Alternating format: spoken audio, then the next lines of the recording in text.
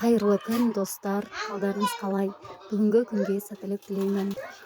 Бүгін жұма күні болған соң ертерек тұрып қамырымды ашытып қойдым. Содан кейін таңғы асымызды ішіп, таңғы асымыздың ыдыстарын жуып, жан-жағымды тазалап. Бұл видеоны мен жұма күні түсірген бір күндік влогым десе де болады. Азынан кешке дейін түсірдім деп айтпаймын, себебі арасында балам жылап қалады, емізесің, ары-бері жүресің. Штативімді ары-бері тасып жүргенде менің кішкентай қызым соны қызық көреді. Аяғынан тартып бір құлатады, екі құлатады, сонымен ұрсам бұл жылайды. Жұбатамын, сонымен солай уақытым өтіп кетті. Қамырым әдемі болып көтеріп келе жатыр екен енді. Ал мына жерді күніне 1045 рет жинасам да тура осылай сағат сайын шашылады ғой. Осы гүлдің бокалдың ішіне тұрғанына өтірік айтпасам бір айдан асты. Суын ауыстырып қоям, қайтадан салып қоям, суын ауыстырып қоям, қайтадан салып қоямын. Горшок ала алмай жүрмін.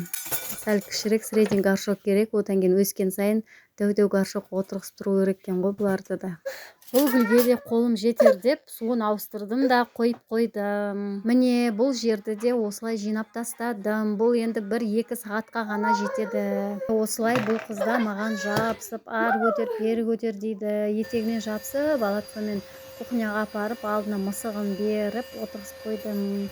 Үйімді осылай тазалап, бұрыш-бұрышына дейін пылесостап, полдарымды сүртіп, мынау лестницаның полын 2 рет сүртіп шығамын ғой. Сонда да шаңы ары-бері жүрген сайын аяқтарына шаң жабысып, топырақ жабысып, сонымен үйге дейін келеді.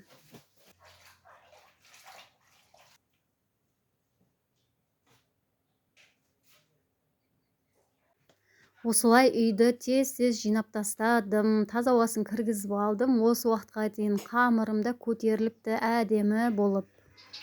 Негізі осы жұма күнді қуанып қарсы алу керек деп ойлаймын. Жет шелпегін таратып, біз енді бұрыннан келе жатқан осындай қазақилығымыз бар ғой.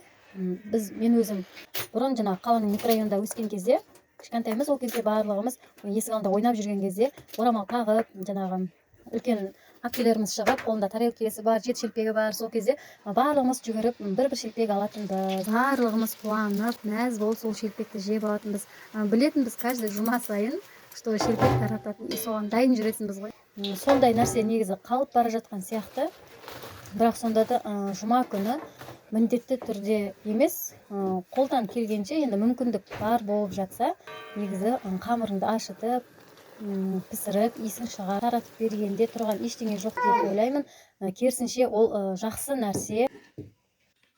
Міне осылай арасында қызымды бесікке салып, ұйықтатып алып отырамын. Уақытқа қарасам 4 болып қапты. Мен кешкі тамақ жасауға кірістім. Мына жерде бізге бұл гречка, бала-шағама, өзіне және де күйеуім гречка жемейді. Содан кейін ол кісіге вермишель болады. Осылайша кешкі тамағын пісем дегенше гүлдеріме су құйып алдым. Бұлардың барлығын горшоктарын бір түске ауыстыруым керек еді.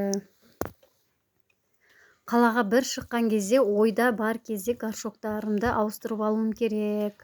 Барлығына бірдей қылып. Осылай әр гүлге кішкенеден күнде су құйып тұрамын. Бұлар көлеңкеде өсетін гүлдер. Мен үйде былтырғыдан қалған жаңғақтарымыз бар еді. Күнде біреу екеу шағып жеп аламыз.